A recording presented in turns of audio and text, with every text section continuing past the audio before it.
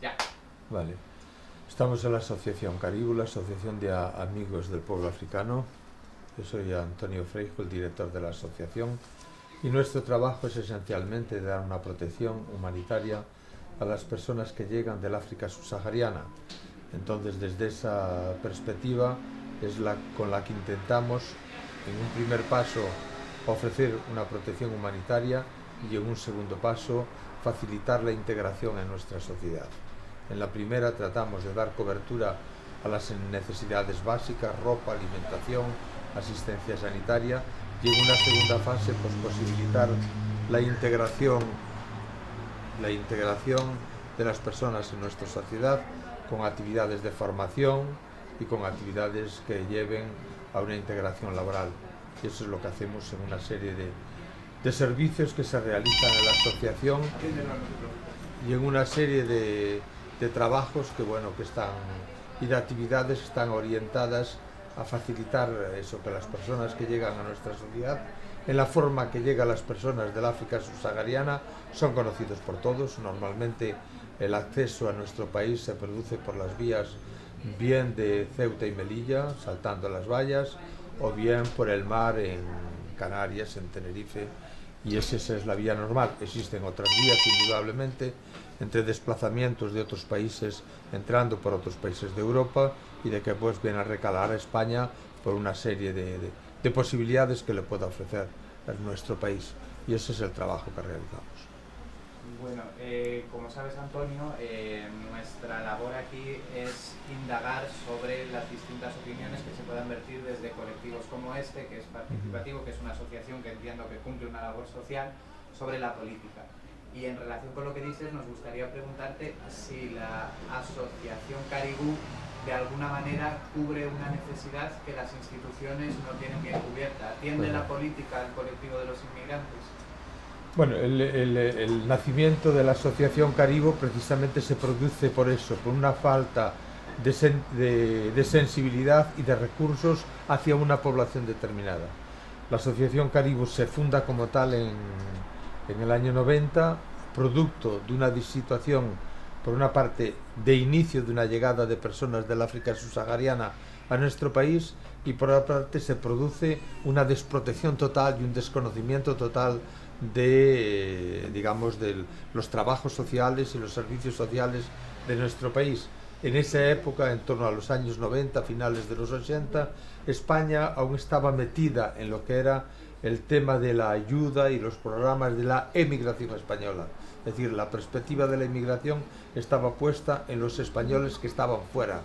Pero a partir de los finales del 80, primeros del 90, se inicia este nuevo proceso en la que España comienza a ser país de inmigración. En un principio como inmigración de tránsito hacia otros países de Europa, y después cada vez más como país de asentamiento y de acogida a inmigración. Y esto se produce, la Asociación Caribu se produce en ese momento cuando detectamos una total falta de recursos, de medios, de necesidad, y tanto se produce así que en el finales del 90, en el primeros del 91, un invierno muy duro, el colectivo de inmigrantes africanos, sobre todo en aquella época de Nigeria por una parte, llegan a instalarse, a vivir en Plaza de España. Un invierno muy duro, por tanto se producen una serie de enfermedades y hay un muerto y personas que tienen que hospitalizarse por neumonías. Y es en ese momento en el que un grupo de personas que estábamos sensibilizadas con la población africana subsahariana, y viendo que la estructura social que se preparaba en nuestro país para acogida de esta población que llegaba como fruto de la inmigración, como fruto de búsqueda de una protección internacional, pues nos pusimos a trabajar, porque veíamos que ese desamparo no se podía producir. Indudablemente ahí cumplimos un puesto que tenía que haber hecho la administración española, y bueno, en ese momento los cogió desprovistos, no había sensibilidad y se produjeron unas situaciones muy complicadas. Indudablemente que la Asociación Caribu es eso, es dar respuesta a situaciones y necesidades de una determinada población que tiene unas características propias diferenciales a otros colectivos de otros países. No es lo mismo en aquellos años como hoy, no es lo mismo ser una inmigración latinoamericana o ser una inmigración de los países en ese momento que llamábamos de países del este, que ser una población del África subsahariana. Siempre estuvo un poco relegada, siempre estuvo un poco al margen de los programas, a la manera de pensar, a la manera de programar. Muchas veces todo se programaba en función de una inmigración conocida y controlada, pero la inmigración africana se les escapaba de las manos, o no era interesante, o lo que fuera. El hecho que hemos tenido que luchar desde el principio y aún hasta ahora en acciones y posibilidades que otros colectivos pueden tener, pero que a los africanos les cuesta muchísimo más trabajo acceder. Por ejemplo, en el ámbito laboral, una persona que viene de Latinoamérica indudablemente puede encontrar un trabajo fácilmente en nuestro país. Una persona que viene del África subsahariana lo tiene mucho más difícil. Primero, por su forma de entrar en España, que es una forma, digamos, no controlada por la administración y sin papeles de ningún tipo, y por otra parte es una población que necesita de un aprendizaje, no solamente de la cultura y de la lengua, sino también de la especialización o de los conocimientos adecuados que debe tener una persona para poder acceder a un puesto de trabajo. Y todo eso lleva por parte nuestra un esfuerzo de orientar, y que lo hacemos porque somos sensibles de esta situación que se produce.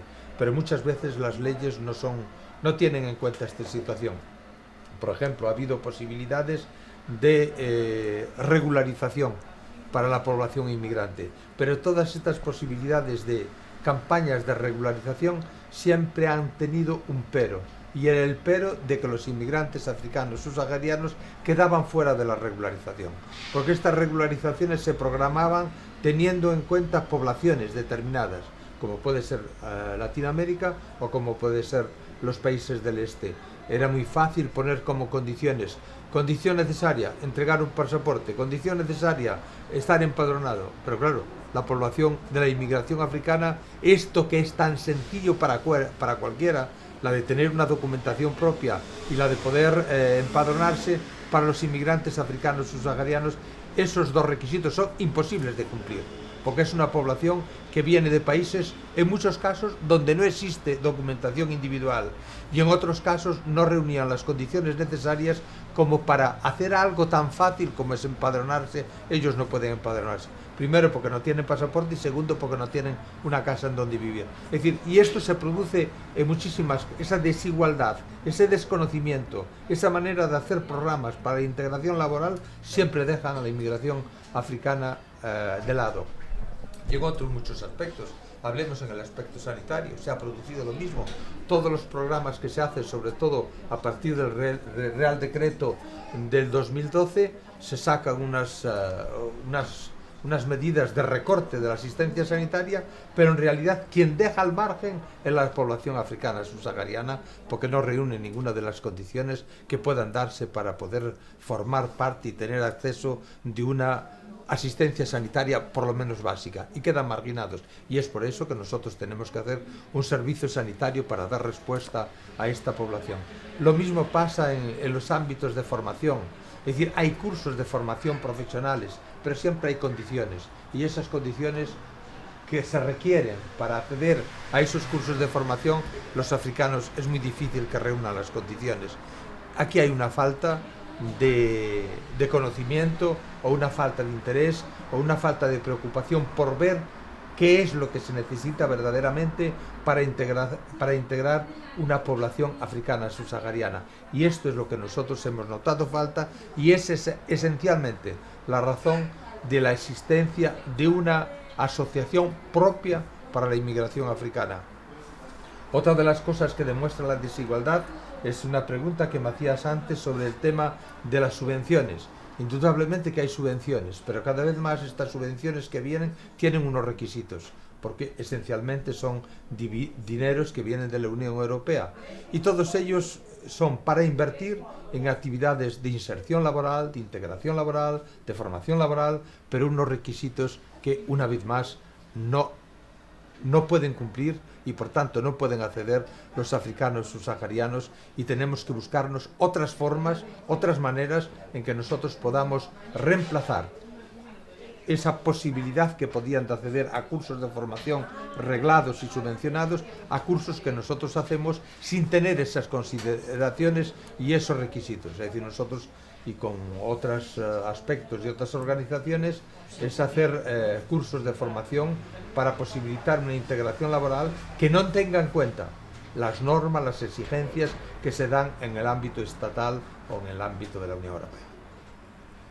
Claro, hablábamos, según lo que dices, de esta falta de imaginación política, y tú nos decías que no se sabe si es falta de interés o simplemente falta de conocimiento. ¿Tú crees que es eso? ¿Es una falta total de interés o es un entorpecimiento, digamos, a propósito de las instituciones para, digamos, impedir el acceso de este colectivo a la ciudadanía? Bueno, de conocimiento no creo, porque si no lo hay se puede uno esforzar y tener el conocimiento adecuado. No creo que sea esencialmente un problema de falta de conocimiento. Yo creo que es un problema de actitudes, es un problema de cómo encarar el problema, ¿no? Se dice muchísimas veces, aquí se viene como nosotros queremos. Aquí se viene con papeles, con documentación, y es muy fácil restablecerlo. Aquí se viene cuando nosotros decimos y cómo lo decimos. Entonces, pues bueno, hay todo el régimen de un sistema de fronteras, unas fronteras que son barreras, pero son barreras organizadas, en las que unos pueden entrar y otros no pueden entrar. Entre unos tienen posibilidad de acceder a posibilidades de regularización y otros no pueden. Algunos pueden venir porque hay unas relaciones bilaterales entre ambos países, y si España tiene una necesidad de mano de obra en tal actividad, pues llaman para que vengan esos cupos que vengan a cubrir, y todo eso está organizado, digamos, con las relaciones que España pueda tener en el extranjero. Estas relaciones no existen con África. África está muy cerca, pero África es la desconocida, y ha sido la desconocida. Por otra parte, preocuparse por el tema africano, pues políticamente no interesa, como puede interesar con otros países con los que tenemos más relación o que tenemos más interés, o porque interviene más en nuestra vida política y social. Por ejemplo, por explicitar un caso, Marruecos, que es África, pero es un país que está muy cerca de nosotros, y conviene tener las buenas relaciones, conviene tener pactos de colaboración, conviene tener convenios. Entonces hay una fluctuación de lo que es la población marroquí y la española. Esto no se hace con el resto de los países subsaharianos o del sur de África, en donde las relaciones, el interés, el preocuparse por si en tal país hay una guerra violenta, está lejos, no interesa. Tal vez a partir de ahora, de lo que está pasando en Siria, se puede dar cuenta uno que una violencia, por muy lejos que esté de España, puede incidir también en nuestra vida. Pero el hecho es que este interés, por decir, preocuparse por la población africana subsahariana, que es una de las más marginadas de nuestra sociedad, preocuparse porque la población africana subsahariana no ha podido acceder a las regularizaciones. Es un país que no tiene vías de acceso legal. Las únicas posibilidades que tiene es en las formas en que viene, saltando unas vallas o cruzando el mar. Eso no ha habido interés en normalizar, regularizar y afrontar. Solamente cerrar fronteras para impedir que puedan venir de forma normalizada. En ese sentido, yo creo que evidentemente hay un desconocimiento, no digo que no, pero también hay una falta de voluntad de querer organizar las cosas de otra manera. ¿Qué problemas crees tú que puede traer para el conjunto de la sociedad el hecho de relegar a la marginalidad a estos colectivos? Bueno, yo creo que las consecuencias pueden ser graves, y ya lo son. Es decir, cuando tenemos una población que ve y siente las grandes dificultades que se le ponen por ser de un determinado país o por ser de un determinado continente, yo te digo una frase que es como un espejo de lo que está sucediendo en la realidad. Los africanos nos dicen: yo voy al comedor a comer y me dais de comer y son muy buenos y tengo donde dormir, pero yo voy a comer un día, otro día, un mes, 2 meses, 3 meses, y sigo ahí. En cambio, los inmigrantes de otros países están unos días, 15 días, y se marchan. Y después yo los encuentro y veo que ya están trabajando, que ya están integrados, pero los inmigrantes africanos seguimos siempre en ese estado de protección humanitaria, de ir a comer a un comedor, sin posibilidades de salida. Y ellos reconocen, yo vine a España no a que me deis de comer, yo vine a ganarme la vida para mí y para mi familia y a prestar con mi trabajo una colaboración a este lugar, a esta sociedad en la que vivo. Ahí se ve la diferencia de lo que puede ser, cómo se sienten ellos, y esto a largo plazo indudablemente que puede causar daño, porque se sienten una actitud racista en cuanto que no son tratados en las mismas condiciones que los demás. Aunque esto no quiere decir que haya una actitud racista en España. Lo que es el pueblo y lo que es la sociedad, indudablemente que no. La prueba lo tienes que la existencia de esta asociación es muy diferente al resto de asociaciones y se produce simplemente con la práctica totalidad de colaboradores para tener todas las actividades en el ámbito sanitario, en el ámbito jurídico, en el ámbito de la formación, en el ámbito de servicios de toda clase, pues hay voluntarios que ejercen. Entonces eso es simplemente una imagen, no es porque aquí seamos más apreciados que otros, sino que es una imagen de la población española, de la gente que está a nuestro alrededor, que se da cuenta y se presta voluntariamente para hacer una actividad de servicio en función de médico, de abogado, de formación, etcétera, etcétera. Dices que no hay racismo en la sociedad, pero ¿tú crees que opera una suerte de racismo en la toma de decisiones políticas? Puede ser que exista en alguna capa o alguna capa administrativa o de la sociedad un no estar tan contento por ver, digamos, unas aptitudes, unas personas que vienen de unos continentes que no son más raros, de unas culturas que no son más raras, de una imagen de ver a una persona de un color diferente. Puede ser que exista algo de eso, pero en ciertas capas solamente. Yo creo que mayoritariamente esto no existe en España. Es decir, una actitud racista de rechazo, yo creo que no existe. Lo que sí existe es que, sobre todo en el ámbito de la administración y del ámbito de la imagen, es decir, hay relaciones de España con unos países, hay unas situaciones de bienestar propio que van a facilitar más nuestro triunfo y nuestro éxito. No creo que aporte nada nuevo y que tenga una atracción especial el ayudar a lo mejor a una población africana, subsahariana, que ni los conocemos, ni tenemos relaciones, y eso de que no tenemos relaciones también hay que explicarlo, porque en las relaciones de la explotación de las materias primas son relaciones escondidas, pero que existen de bienestar y que indudablemente nos aprovechamos de ciertos materiales, de ciertas explotaciones. Pero bueno, aparentemente no hay una relación. ¿Quién conoce África? ¿Quién conoce los países de África? De vez en cuando tenemos un conocimiento de que pueden funcionar como salvajes, entre comillas, porque hay una matanza en no sé dónde, hay un golpe de Estado en no sé dónde, hay un genocidio en no sé dónde, y eso es lo único que nos transmiten. Pero no se nos habla del desarrollo, del bienestar, de conceptos de cómo funciona la sociedad africana en todo el África subsahariana, por ejemplo, que a lo mejor podría ser ejemplo para muchas cosas para nosotros. Eso no nos interesa. Entonces, pues bueno, yo creo que es más la falta de desinterés por una determinada origen de estos países en que aparentemente no nos aportan nada, aparentemente no perdemos nada y aparentemente no nos van a criticar demasiado por no dar una respuesta. Yo pienso muchas veces, y cualquiera puede pensar, que si lo que ha pasado con la inmigración africana subsahariana, los escándalos y las barbaridades que hemos visto a la hora de saltar una valla, a la hora de pegar palizas, a la hora de rechazar esta población, porque eran africanos, nadie se ha movido, no ha habido problema ninguno. Ahora, cuando esto pueda producirse con otro colectivo de personas, como estamos viendo en la actualidad, a lo mejor la cosa hubiese sido de otra manera. Es decir, que cierta desigualdad en el sistema de protección y de favorecer un bienestar, yo creo que ahí hay mucho aún por hacer.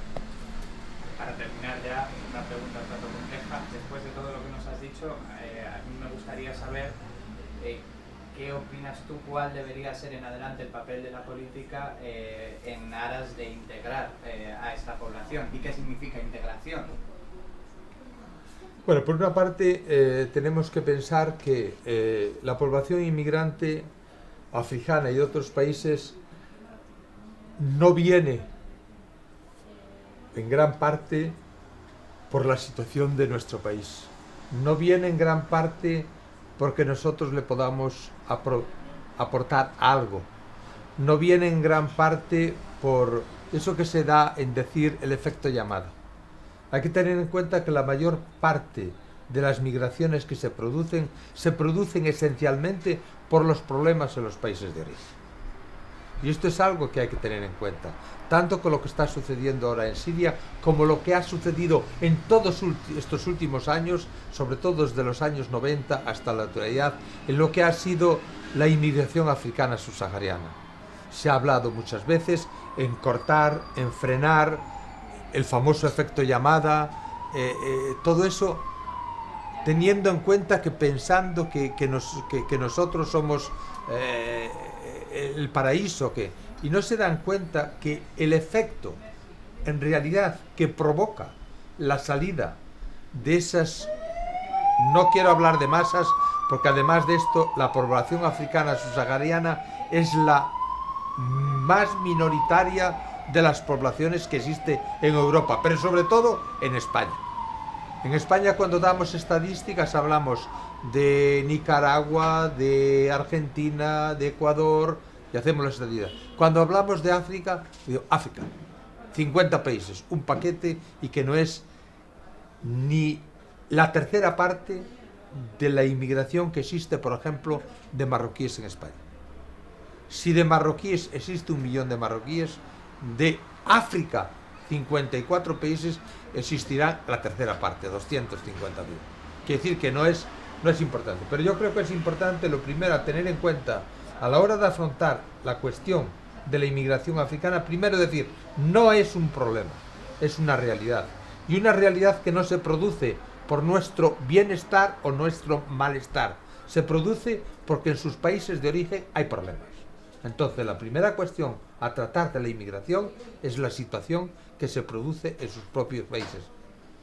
Problemas de dictaduras, problemas climáticos, problemas de hambruna, problemas de abandono, porque los sistemas y las investigaciones y los procesos de desarrollo y técnicos en función del bienestar de la población se ponen a favor nuestro, pero esos adelantos, desarrollos, no se ponen en favor de la población, tanto en el ámbito de la agricultura, en el ámbito de la formación, en el ámbito de la sanidad, en el ámbito de la industria, y sí se pone en la explotación de las materias primas, etcétera, etcétera. Esto yo creo que es lo primero que hay que tener en cuenta, de tratarlos como iguales, y que tienen que estar y tener el acceso a todos los bienes que tenemos y que disfrutamos en Europa. En segundo lugar, si hablamos de una universalidad en cuanto al tratamiento de mercancías, también tenemos que tener derecho, y esta es una característica muy propia, en que haya gente que venga aquí a participar de nuestra formación, de nuestra cultura, de nuestro bienestar. Pero existe un elemento también importante, que es lo que hoy nos sentimos orgullosos de hablar, es ayudar al codesarrollo. Y para eso se nos va la boca y las ideas en que ese es el punto clave, el codesarrollo. Pero el elemento principal de un buen desarrollo en los países de origen lo están produciendo los propios inmigrantes. ¿Cómo? Con las riquezas o el bienestar o el producto económico que pueden obtener aquí los inmigrantes, desarrollan a sus propios países. Porque todo aquello que reciben lo envían a sus propios países. Y tenemos ejemplos en pueblos donde se pueden centralizar la presencia de un grupo importante de personas y de inmigrantes que están trabajando en un pueblo. Ese pueblo se desarrolla, ese pueblo accede a una mejor cultura, ese pueblo los niños van a la escuela, en ese pueblo la gente tiene acceso al agua tratada. Es decir, es uno de los elementos principales del buen invertir los beneficios de la inmigración es en ese proceso en que ellos hacen de su ayuda personal a la ayuda a sus familiares. Lo que sí, esto ha sido un éxito. Lo que sí es un fracaso son aquellas ayudas de gobierno a gobierno, que no sabemos ni a dónde van, ni para qué sirven, y a lo mejor sirven al efecto contrario que nosotros enviamos. Por eso ese es otro elemento que hay que tener en cuenta. La inmigración, por una parte, es un bien para nosotros mismos. No hace falta decirlo, que los inmigrantes en nuestro país producen riqueza, producen desarrollo y facilitan nuestro propio bienestar. Y al mismo tiempo, los inmigrantes en sus países de origen también están produciendo un desarrollo, porque sus beneficios se invierten totalmente en función de sus familias y por tanto de la población. Por tanto, la inmigración es un producto de desarrollo en sus países de origen. Y en segundo lugar, la inmigración en nuestro país colabora a nuestro propio desarrollo, a nuestro propio bienestar y a la mejora de nuestros servicios sociales. No son una carga, no son una carga para nuestra sociedad, porque ellos producen, cotizan, pagan y hacen desarrollar pues todos los servicios sociales que podamos tener en nuestra sociedad. Hay sitios y lugares en muchas ciudades de barrios que estaban totalmente abandonados y han saltado, se han rehabilitado. Son sitios donde hay comercio, donde hay comidas exóticas de todos los países del mundo, donde hay bancos, donde hay pequeñas empresas, pequeños negocios. Es decir, han rehabilitado zonas de trabajo donde se necesita, como puede ser en el ámbito de la protección a las personas mayores, en el ámbito de que una madre y un padre ceden a sus hijos la educación, porque son muchos inmigrantes los que guardan y educan a los niños de muchas familias. Es decir, que hay que verlo. Ahora, desarrollar, provocar una inmigración marginada, eso es un problema para todos, pero no solo por ser inmigrantes, también lo sería la marginación que podamos producir en nuestra propia sociedad. Muy bien. Muchísimas gracias. Muchísimas gracias.